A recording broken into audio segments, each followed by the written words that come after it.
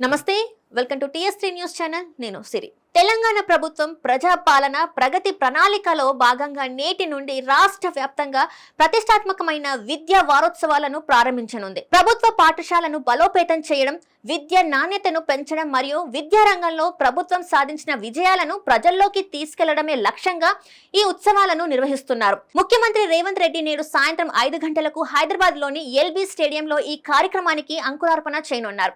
ఈ నెల 11 నుంచి 17వ తేదీ వరకు వారం రోజుల పాటు విభిన్న కార్యక్రమాలతో ఈ వారోత్సవాలు సాగనున్నాయి. ఇందులో భాగంగా మే 12న 10వ తరగతి ఫెయిల్ అయిన విద్యార్థులకు ప్రత్యేక శిక్షణ తరగతులు, 14న ఆచార్య జయశంకర్ బడిబాట ద్వారా ప్రభుత్వ బడుల్లో ప్రవేశాలు పెంపు మరియు 15న గ్రంథాలయ దినోత్సవం వంటి కార్యక్రమాలు నిర్వహించనున్నారు.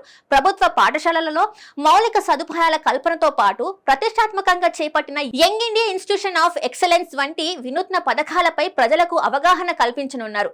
విద్యా వారోత్సవాల ప్రారంభోత్సవం సందర్భంగా సీఎం రేవంత్ రెడ్డి పలు అభివృద్ధి పనులకు శంకుస్థాపన చేయడంతో పాటు విద్యార్థులకు ల్యాప్టాప్ల పంపిణీ మరియు ప్రతిభా పురస్కారాలను అందజేయనున్నారు.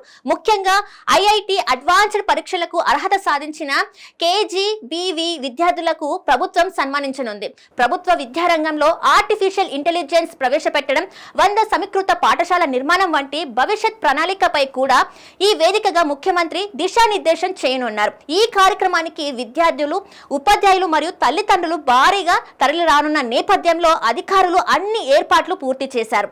ఎల్బీ స్టేడియం పరిసరాలలో సాయంత్రం 5 గంటల నుండి రాత్రి 9 గంటల వరకు ట్రాఫిక్ ఆంక్షలు అమల్లో ఉంటాయని పోలీసులు తెలిపారు.